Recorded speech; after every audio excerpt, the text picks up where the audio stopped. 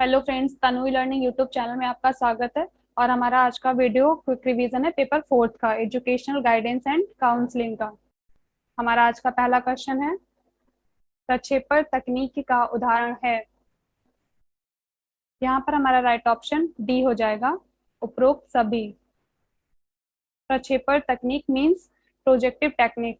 हम लोग इस टेक्निक का प्रयोग इसलिए करते हैं क्योंकि मनुष्य के मन में कुछ इच्छाएं पैदा होती हैं, जिनमें से कुछ इच्छाएं तो पूरी हो जाती हैं, पर कुछ इच्छाओं का क्या होता है कि दमन हो जाता है या फिर वो पूरी नहीं हो पाती हैं। तो वो इच्छाएं मनुष्य के अचेतन मन में सुषुप्त अवस्था में विद्यमान रहती हैं। तो इन्हीं दमित इच्छाओं का पता लगाने के लिए प्रक्षेपण तकनीक का उपयोग किया जाता है। और ये जो रोर्शा परीक्षण, टीएटी, सीएटी, ये जो विधियां हैं ये प्रक्षेपण तकनीक के उदाहरण हैं।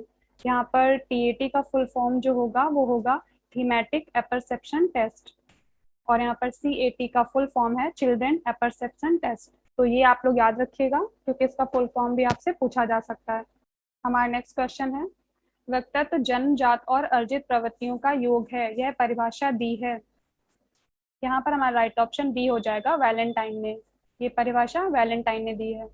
और यहाँ पर आप लोग गेट्स, वुडवर्थ, इन सब की भी डेफिनेशन याद रख सकते हैं क्योंकि आपसे ये भी पूछी जा सकती हैं। जैसे कि वुडवर्थ ने व्यक्तित्व की जो परिभाषा दी है वो है, व्यक्तित्व को मानव व्यवहार के गुणात्मक रूप में परिभाषित किया जा सकता है। हमारे क्वेश्चन नंबर 2 का जो राइट आंसर है वो है बी, वैलेंटाइन। हमारा नेक्स्ट क्वेश्चन है, निर्देशन का अर्थ है। यहाँ पर हमारा राइट ऑप्शन डी हो जाएगा, विकास में सहायक प्रक्रिया। हमारा नेक्स्ट क्वेश्चन है, शिक्षा जगत से संबंधित बड़ी समस्या है। यहाँ पर हमारा राइट ऑप्शन सी हो जाएगा, ए व बी दोनों। अपव्यय और अवरोधन, ये दोनों शिक्षा जगत से जुड़ी हुई समस्याएं हैं। और मैं अपनी पहली वीडियो में आपको बता चुकी हूँ कि अपव्यय और अवरोधन क्या है। तो आपसे ये भी पूछा जा सकता है। अपव्यय का अर्थ होता है शिक्षा पूरी किए बिना बीच में ही विद्यालय छोड़ देना, ये अपव्यय के अंतर्गत आता है। और जो अवरोधन की क्रिया होती है उसमें क्या होता है कि अगर एक बच्चा निम्न कक्षा में एक से अधिक बार रोका जा रहा है या कोई अवरोध आता है, तो वो जो प्रक्रिया होती है वो अवरोधन होती है। तो ये आप लोग याद रख सकते हैं, ये भी आपसे पूछा जा सकता है। हमारा नेक्स्ट क्वेश्चन है, निर्देशन ऐसा प्रक्रम है जो व्यक्ति में अपनी समस्याओं को हल करने में स्वयं निर्देशन की क्षमता का विकास करता है, यह परिभाषा किसने दी है। यहाँ पर हमारा राइट ऑप्शन बी हो जाएगा, जे एम रिवर। यह परिभाषा जे एम रिवर ने दी है। हमारा नेक्स्ट क्वेश्चन है, भारत को निर्देशन से परिचित करने का श्रेय किसे दिया जाता है। यहाँ पर हमारा राइट ऑप्शन सी हो जाएगा, ए व बी दोनों। श्री सोहनलाल और श्री के जी सैदेन, दोनों लोगों को भारत में निर्देशन से परिचित कराने का श्रेय दिया गया है। तो यहाँ पर हमारा राइट ऑप्शन सी हो जाएगा। हमारा नेक्स्ट क्वेश्चन है, शिक्षा विकास का वह क्रम है जिसके द्वारा मानव अपने भौतिक, सामाजिक एवं आध्यात्मिक वातावरण के अनुकूल बनाने का प्रयास करता है। यहाँ पर हमारा राइट ऑप्शन ए हो जाएगा, टी रेमंड। ये परिभाषाएं आप लोग याद रखिएगा और ये किसके द्वारा दी गई हैं इसे भी आप लोग क्लियरली याद रखिएगा क्योंकि ये इम्पोर्टेंट हैं और आपसे एग्जाम में पूछी भी जा सकती हैं। तो कौन सी परिभाषा किस विद्वान के द्वारा दी गई है ये आप लोग याद रखिएगा। हमारा नेक्स्ट क्वेश्चन है, निर्देशन की सिद्धांत पुस्तक है। यहाँ पर हमारा राइट ऑप्शन डी हो जाएगा, जोन्स। निर्देशन की सिद्धांत पुस्तक जोन्स की है। ये इंपॉर्टेंट बुक है, इसे आप लोग याद रखिएगा। हमारा नेक्स्ट क्वेश्चन है, निर्देशन संपूर्ण शिक्षा कार्यक्रम का अभिन्न अंग है। सुधारात्मक शक्ति की अपेक्षा वह सकारात्मक कार्य के रूप में सेवा करता है और अधिक प्रभावशाली बनाने के लिए बालक के विद्यालय से प्रथम संपर्क होने से लेकर जब तक वह किसी वृत्ति में नियुक्त योग्य नहीं हो जाता है, निरंतर प्रक्रिया के रूप में चलता रहना चाहिए। यह किसने कहा है। यहाँ पर हमारा राइट ऑप्शन ए हो जाएगा, जोन्स ने। यह जोन्स ने कहा है और यह कथन जोन्स ने अपनी बुक निर्देशन के सिद्धांत में लिखा है। तो ये आप लोग याद रख सकते हैं। हमारा नेक्स्ट क्वेश्चन है, निम्नलिखित में से किस परामर्श में परामर्श की भूमिका प्रधान होती है।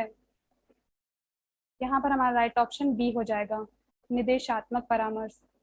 निदेशात्मक परामर्श में परामर्श की भूमिका प्रधान होती है और इसमें परामर्शदाता समस्या पर अधिक ध्यान देता है, इसीलिए निर्देशात्मक परामर्श को समस्या केंद्रित परामर्श भी कहा जाता है। तो आपसे क्वेश्चन ये भी पूछा जा सकता है कि समस्या केंद्रित परामर्श किसे कहा जाता है, तो आप लोग याद रखिएगा निर्देशात्मक परामर्श को समस्या केंद्रित परामर्श के नाम से भी जानते हैं। हमारा नेक्स्ट क्वेश्चन है, विश्लेषण करना कौन से परामर्श का प्रथम सोपान है? यहाँ पर हमारा राइट ऑप्शन ए हो जाएगा, निर्देशात्मक परामर्श का। निर्देशात्मक परामर्श का प्रथम सोपान है विश्लेषण करना। विलियमसन ने परामर्श के 6 सोपान बताए हैं, जिसमें से पहला सोपान है विश्लेषण, इसके बाद संश्लेषण, निदान, फलानुमान इत्यादि आते हैं, तो ये आप लोग याद रखिएगा। हमारा नेक्स्ट क्वेश्चन है, साक्षात्कार वह क्रमबद्ध विधि है जिसके द्वारा एक व्यक्ति अपेक्षाकृत अजनबी व्यक्ति के जीवन में प्रवेश करता है। यहाँ पर साक्षात्कार का मतलब है इंटरव्यू। यहाँ पर हमारा राइट ऑप्शन डी हो जाएगा, पोलिन यंग। यहाँ पर थोड़ा मिसप्रिंट हो गया, पोलिन यंग ने यह कथन कहा है, तो आप लोग याद रखिएगा। हमारा नेक्स्ट क्वेश्चन है, ऑटोबायोग्राफी आत्मकथा के कितने प्रकार होते हैं?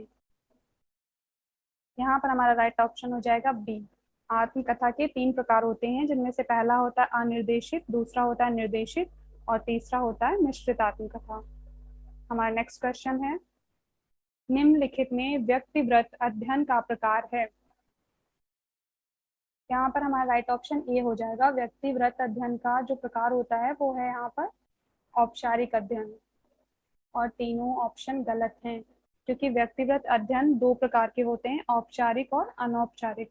तो यहाँ पर हमारा राइट ऑप्शन ए हो जाएगा। हमारा नेक्स्ट क्वेश्चन है, पुस्तकालय अलमारियों के वे खाने हैं जहाँ सद्गुण युक्त संतों की स्मृतियां बिना किसी भ्रमपूर्ण मिश्रण और पूर्ण महत्ता के साथ सुरक्षित रखी जाती हैं। यह कथन किसका है? यहाँ पर हमारा राइट ऑप्शन सी हो जाएगा, बेकन का। और यहाँ पर एक इम्पॉर्टेंट कथन दिया गया है पुस्तकालय बुलेटिन के द्वारा, तो आप लोग ये याद रख सकते हैं। पुस्तकालय बुलेटिन के द्वारा कहा गया है, पुस्तकालय स्कूल के बौद्धिक जीवन के केंद्र होने चाहिए, जो कि अध्ययन एवं निजी पठन के लिए हर समय खुले रहें। तो ये आप लोग याद रख सकते हैं, ये कथन पुस्तकालय बुलेटिन ने दिया है। और हमारा यहाँ 15 का राइट आंसर सी है, यह कथन बेकन ने दिया है। पुस्तकालय के बारे में मैं अपनी प्रीवियस वीडियोस में आपको बता चुकी हूँ, तो आप लोग वहाँ जाकर एक क्विक रिवीजन कर सकते हैं, क्योंकि पुस्तकालय से इम्पोर्टेंट क्वेश्चन आ सकते हैं। जैसे मैंने आपको बताया कि पुस्तकालय की क्या विशेषताएं होनी चाहिए, कैसा होना चाहिए, तो आप लोग वहाँ पर उसका रिवीजन कर सकते हैं। हमारा नेक्स्ट क्वेश्चन है, सृजनात्मक कभी रचनात्मक सुषुप्त शक्ति, कभी रचनात्मक उत्पादन और कभी रचनात्मक उत्पादकता है, यह कथन है। यहाँ पर हमारा राइट ऑप्शन ए हो जाएगा, गिलफोर्ड। यह कथन गिलफोर्ड ने दिया है। हमारा नेक्स्ट क्वेश्चन है, निम्नलिखित में बौद्धिक रूप से भिन्न बालक है? यहाँ पर हमारा राइट ऑप्शन बी हो जाएगा, प्रतिभावान बालक।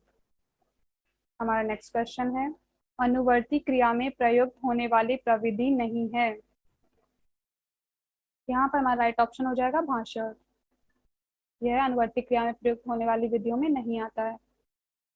तो यहाँ पर हमारा राइट ऑप्शन डी है, अनुवर्ती क्रिया में प्रयुक्त होने वाली जो प्रविधियां हैं वो हैं साक्षात्कार, प्रश्नावली और चेकलिस्ट। ये आप लोग याद रख सकते हैं। हमारा नेक्स्ट क्वेश्चन है, प्रयोगात्मक रूप से रुचि पसंद की अनुक्रिया है तथा घृणा नापसंद की अनुक्रिया है, यह परिभाषा है। यहाँ पर हमारा राइट ऑप्शन हो जाएगा बी, स्ट्रॉन्ग। यह परिभाषा स्ट्रॉन्ग ने दी है। रुचि के संदर्भ में एक इम्पॉर्टेंट डेफिनेशन क्रो एवं क्रो ने भी दी है, जो कि है कि रुचि एक प्रेरक शक्ति है जो किसी व्यक्ति, वस्तु या क्रिया के प्रति लगाव पैदा करती है। तो आप लोग ये डेफिनेशन भी याद रखिएगा, क्रो एवं क्रो की इंपॉर्टेंट डेफिनेशन है और आपसे पूछी भी जा सकती है। हमारे 19 का राइट ऑप्शन बी है, स्ट्रॉन्ग। हमारा नेक्स्ट क्वेश्चन है, रुचि मापन के क्षेत्र में किसने महत्वपूर्ण कार्य किया है? यहाँ पर भी हमारा राइट ऑप्शन बी हो जाएगा, स्ट्रॉन्ग ने। हमारा नेक्स्ट क्वेश्चन है, आर्बुकल के अनुसार परामर्श के तत्व हैं? यहाँ पर हमारा राइट ऑप्शन ए हो जाएगा, 3। आर्बुकल ने परामर्श के 3 तत्व बताए हैं। हमारा नेक्स्ट क्वेश्चन है, व्यक्तिगत परामर्श की कितनी अवस्थाएं हैं? यहाँ पर हमारा राइट ऑप्शन ए हो जाएगा 4। व्यक्तिगत परामर्श की 4 अवस्थाएं हैं, जिनमें से पहली है प्रारंभिक अवस्था, दूसरी है मध्य अवस्था, तीसरी है अंतिम अवस्था और चौथी कहलाती है अनुवर्ती अवस्था। हमारा नेक्स्ट क्वेश्चन है, अभिरुचि परीक्षण का निर्माण किसी व्यक्ति में विशेष व्यवसाय को सीखने या विशेष कौशल में दक्षता प्राप्त करने की क्षमता का पता लगाने के लिए किया जाता है। यह परिभाषा दी है। यहाँ पर हमारा राइट ऑप्शन बी हो जाएगा, यह परिभाषा हल में दी है। हमारा नेक्स्ट क्वेश्चन है, निम्नलिखित में कौन सी समूह बुद्धि परीक्षण नहीं है। यहाँ पर हमारा राइट ऑप्शन डी हो जाएगा, जयराज का सामान्य बुद्धि परीक्षण टेस्ट। ये गलत ऑप्शन है यहाँ पर, क्योंकि जयराज का सामान्य बुद्धि परीक्षण टेस्ट समूह बुद्धि परीक्षण में नहीं आता है। तो यहाँ पर हमारा राइट ऑप्शन डी हो जाएगा। और आप लोग यहाँ पर बुद्धि परीक्षण के सारे जो परीक्षण आप दिए गए हैं वो आप लोग याद रखिएगा। आर्मी अल्फा परीक्षण, डॉक्टर सोहन लाल की सामूहिक बुद्धि परीक्षा, नार्थम्बर टेस्ट, ये सभी समूह बुद्धि परीक्षण हैं। तो आपको पेपर में कभी 3 ऑप्शन सही दे सकता है, एक गलत दे सकता है, या फिर एक सही दे सकता है, 3 गलत दे सकता है। तो आप लोग कंफ्यूज मत होइएगा, क्योंकि ये इंपॉर्टेंट परीक्षण है। और इसके अलावा और भी कुछ परीक्षण आप लोग याद रखिएगा, जिनमें से हैं आर्मी अल्फा परीक्षण, आर्मी बीटा परीक्षण, आर्मी जनरल क्लासिफिकेशन परीक्षण, Terman group test of mental maturity, Prayag Mehta का सामान्य बुद्धि परीक्षण, ये सभी समूह बुद्धि परीक्षण में आते हैं। तो आपसे कोई भी परीक्षण पूछा जा सकता है। हमारा नेक्स्ट क्वेश्चन है, अमूर्त रूप से चिंतन करने की योग्यता किसी व्यक्ति की बुद्धि की मात्रा को प्रकट करती है। यह परिभाषा दी है। यहाँ पर हमारा राइट ऑप्शन डी हो जाएगा, यह परिभाषा टरमैन ने दी है। यहाँ पर अमूर्त रूप से चिंतन करने की योग्यता किसी व्यक्ति की बुद्धि की मात्रा को प्रकट करती है, ये टरमैन की परिभाषा है, ये आप लोग याद रखिएगा। और एक परिभाषा आपसे पूछी जा सकती है, जो कि intelligence is the learning ability, या फिर ये क्वेश्चन बन सकता है कि यह किसने कहा है बुद्धि अधिगम योग्यता है। तो ये इम्पोर्टेंट है, ये आप लोग याद रखिएगा, ये बंकिंघम ने कहा है। तो यहाँ पर हमारा 25 का राइट ऑप्शन टरमैन है। और अगर आपसे ये पूछा जाता है कि यह किसने कहा है बुद्धि अधिगम योग्यता है, तो आप लोग बंकिंघम को याद रखिएगा। हमारा नेक्स्ट क्वेश्चन है, किसने अपने लेख में अनुवर्ती क्रिया फॉलो अप को निर्देशन परिवार का सौतेला पुत्र कहा है।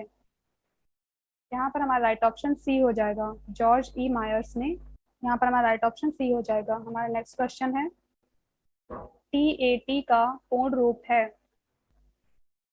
कि मैं आपको पहले क्वेश्चन में बता चुकी हूँ, TAT का पूर्ण रूप है थीमेटिक अपर्सेप्शन टेस्ट। ये आप लोग याद रखिएगा, इम्पोर्टेंट भी है ये, और आपसे फुल फॉर्म पूछा जा सकता है।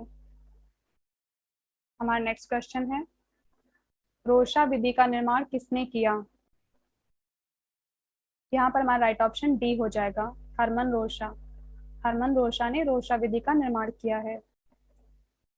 यहाँ पर TAT विधि जो मैं आपको अभी पहले क्वेश्चन में बता चुकी हूँ, इसका निर्माण मुरे एवं मार्गन ने किया है। तो आपसे ये भी पूछा जा सकता है TAT विधि का निर्माण किसने किया है, तो आप लोग याद रखिएगा मुरे एवं मार्गन ने।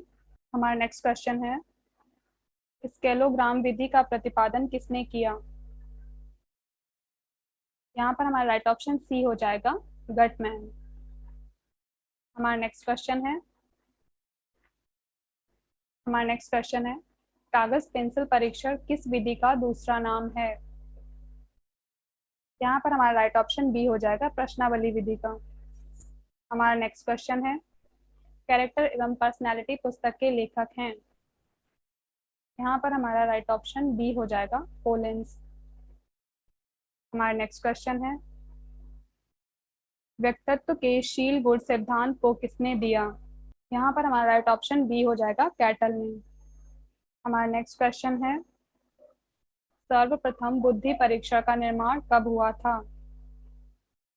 यहाँ पर हमारा राइट ऑप्शन सी हो जाएगा, 1905। ये आप लोग याद रखिएगा, बुद्धि परीक्षण का निर्माण 1905 में किया गया। और इसमें बिने तथा साइमन ने इंटेलिजेंस का मापन करने के लिए कुछ प्रश्नों की प्रश्नावली तैयार की थी, जिसे बिने साइमन का बुद्धि परीक्षण कहा गया। और इसमें संशोधन भी हुए जो कि हुए हैं 1908 और 1911 में। अगर आपसे ये पूछा जाता है तो आप लोग याद रख सकते हैं कि इसमें 1908 और 1911 में संशोधन किए गए। यहाँ पर हमारा राइट ऑप्शन सी है, 1905। हमारा नेक्स्ट क्वेश्चन है, पर्सनैलिटी शब्द किस भाषा का शब्द है? यहाँ पर हमारा राइट ऑप्शन सी हो जाएगा, लैटिन भाषा का। पर्सनैलिटी शब्द लैटिन भाषा के पर्सोना शब्द से बना है जिसका अर्थ है मुखौटा। यहाँ पर हमारा राइट ऑप्शन सी हो जाएगा। हमारा नेक्स्ट क्वेश्चन है, बुद्धि का वैज्ञानिक मापन किसने किया? यहाँ पर हमारा राइट ऑप्शन सी हो जाएगा, बिने ने। इसके अलावा कुछ और भी विद्वानों ने बुद्धि के सिद्धांत दिए हैं जिन्हें आप लोग याद रख सकते हैं और आपसे पूछे भी जा सकते हैं, जैसे कि बिने का एक तत्व सिद्धांत, स्पीयरमैन का द्विकारक सिद्धांत, थार्नडाइक का बहुकारक सिद्धांत। तो जो सिद्धांत दिए हैं इनको भी आप लोग एक बार क्विक रिवीजन कर लेना, अगर आपके पास कोई नोट्स हो तो, या फिर मैं अगर अगली वीडियो में आपको बता पाऊंगी तो मैं पूरी कोशिश करूंगी, क्योंकि ये इंपॉर्टेंट है और आपसे ये भी क्वेश्चन पूछे जा सकते हैं। जैसे कि बिने का एक तत्व सिद्धांत है जिसे टर्मन जॉनसन भी इसका समर्थन करते हैं और स्वीकार करते हैं कि बुद्धि केवल एक तत्व से निर्मित है। तो ऐसे कुछ डेफिनेशंस भी हैं अभी जो मैं आगे वीडियोस में आपको बताऊंगी अगर मैं बनाती हूँ तो। और ये हमारा लास्ट क्वेश्चन है। और अगर आपको इस वीडियो में कोई भी कंफ्यूजन या फिर डाउट आता है तो आप लोग कमेंट बॉक्स में कमेंट कर सकते हैं। और अगर आपको वीडियो समझ में आया है और क्वेश्चन अच्छे लग रहे हैं और आपका रिवीजन भी हो रहा है तो वीडियो को लाइक और सब्सक्राइब हमारे चैनल को कर लीजिएगा और बेल आइकन भी प्रेस कर लीजिएगा, ताकि हमारा जब नेक्स्ट वीडियो आता है तो आपको उसका नोटिफिकेशन मिल जाए। Thank you.